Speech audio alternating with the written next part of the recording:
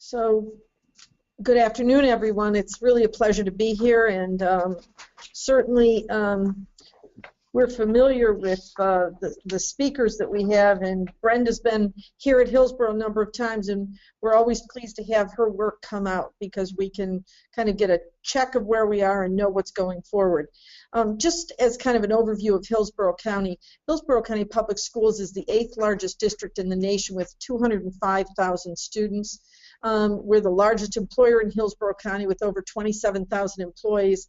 And we have just a number of different combinations of schools. Elementary is obviously our largest with 142, but middle schools, 27 high schools, some K-8s, career centers, and charter schools. 62% of our students are economically disadvantaged, which includes a dense urban core and then urban and suburban areas, as well as really rural areas where farmland is really, and agriculture is really the primary occupation. So we have been working with the Wallace Foundation. I have to say it has been a real pleasure. This is a great group that has really supported all of us, I think, as we move forward and into this work by providing the opportunities to share the good things that are happening and have really very thoughtful conversations about ways that we can all improve. But to start, I think it's important that we really believe that a principal is the most important leader at the school. And they set the stage, and I think we all know from the research on what teachers think is most important, it is being and working with a great principal at a school. So this is one of those things that the complexity of the role is in place. There's a great deal of preparation that has to be done prior to stepping into the role. But once that principal is in place, they are extremely important, which is why we believe the pipeline is such an important thing. So as you're aware, we're one of the 6 districts that was funded by Wallace, and we are developing our principal pipeline. I would say to you that every time we move forward, we look back and say, okay, how are we doing and what can we do to get better? And so each of the areas that we've worked on, I think we constantly are reviewing, and Brenda talked about that, but we also are looking to the future, to the things that we have yet to do.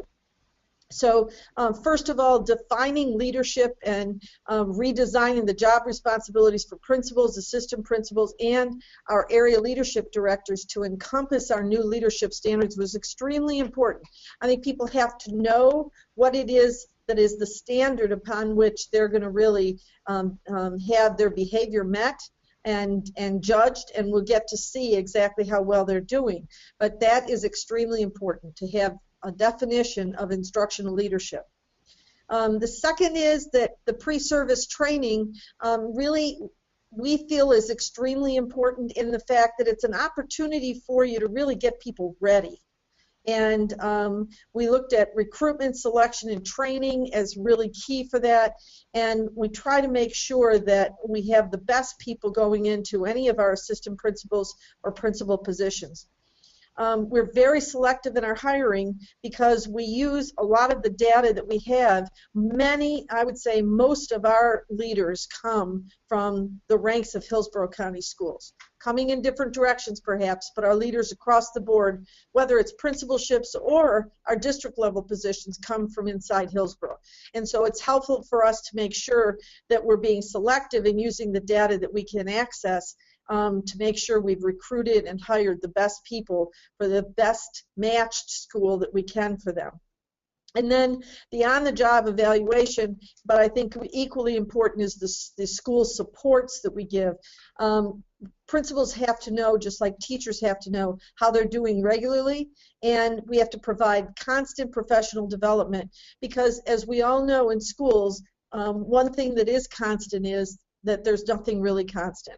And things change all the time. Circumstances and challenges come from many different directions, and it's important for a principal to get feedback and get support to be able to handle those kinds of things. So our principal pipeline really has those 4 integrated components in it.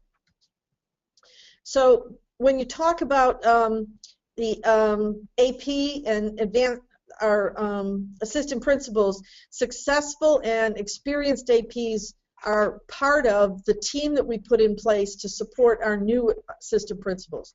So you can be a leader within the AP ranks by having experiences that you can then help a new AP by coaching and mentoring them. So we actually have a defined group of mentors who work with other assistant principals. They're trained, and we think that's an extremely important part of this. And we meet monthly for 90 minutes with the assistant principal they're working with for the first 2 years. So I know Brenda indicated that it was a 5-year time period that most APs are in. We believe that that's a good time, but we think that it's always important to make sure that people have the experiences that will lead them to being great principals, and that experience cannot be underestimated.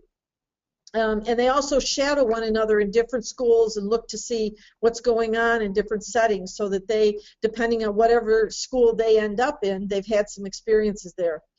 The principal induction is really an important part of it as well.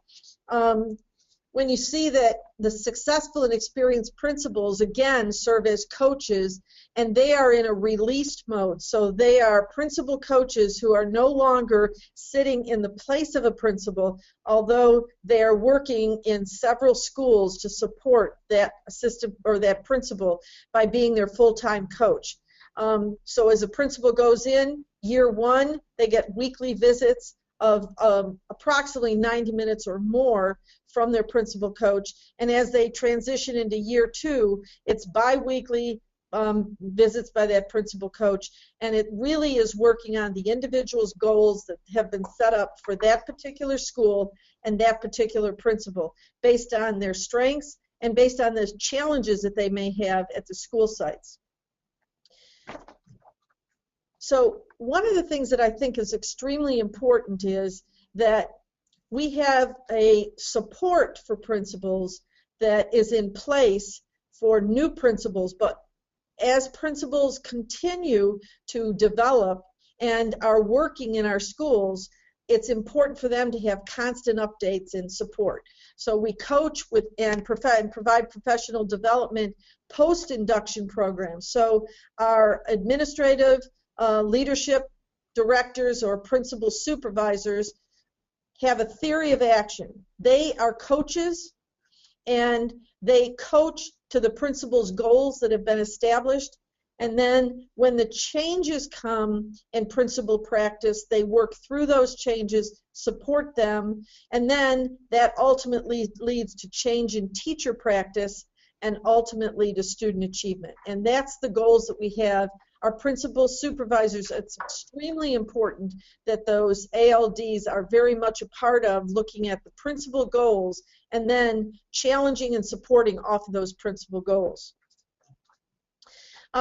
Here we have the school leader goal setting and professional learning plan. So we've identified specifically the school leader and all of the domains we're looking for and the competencies, and then the plan of action and specific actions that are going to be taken with timelines identified.